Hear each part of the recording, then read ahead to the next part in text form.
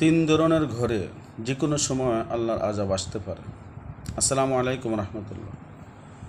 ইন্নাল হামদুলিল্লাহ আসসালাতু ওয়াসসালামু আলাইকা ইয়া রাসূলুল্লাহ। সম্মানিত বন্ধুগণ, যাহারা এই মুহূর্তে দেশ ও বিদেশ থেকে আমার এই ভিডিওটুকুন দেখছেন, সকলকে ধন্যবাদ, মোবারকবাদ জানিয়ে আজকের মতন আপনাদের মাঝে আমি খুবই গুরুত্বপূর্ণ একটি ভিডিও নিয়ে আসলাম। যেই কথাগুলো আমাদের অতীব প্রয়োজন জানা, না হয় আমরা আযাব থেকে রেহাই পাবো না, ওইগুলো আমরা জানতে হবে।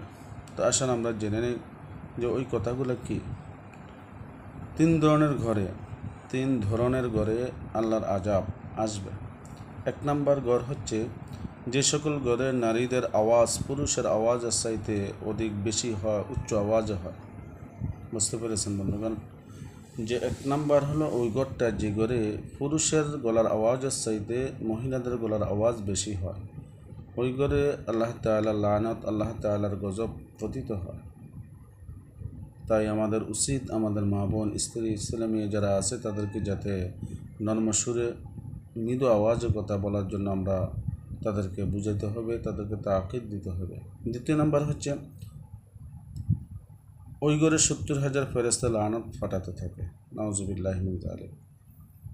এটা এক নাম্বারই, যেই ঘরে আওয়াজ বেশি হবে মহিলাদের পুরুষদের চাইতে, ওই ঘরে 70,000 ফেরেশতা আল্লাহ লানত কামনা করে ওই ঘরের মানুষদের জন্য। দ্বিতীয় নম্বর হচ্ছে যে ঘরে কারো হকের মারা টাকা জমা রয়েছে আর ওই টাকা দিয়ে সংসার চালানো হয়। বুঝতে পেরেছেন বন্ধুগণ?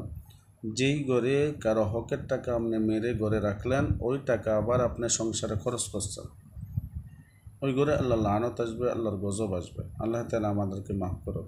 আমরা পরের হক বা পরের টাকা পয়সা, অর্থ সম্পদ কিছুতেই যাতে অনিচ্ছাকৃত হোক, ইচ্ছাকৃত হোক, কোনোভাবে যাতে আল্লাহ আমাদের উপরে এই ধরনের পাপের টাকা পয়সা আমাদেরকে না খাওয়ায়। আমরা আল্লাহ তাআলার দরবারে মাপ চাই, ক্ষমা চাই।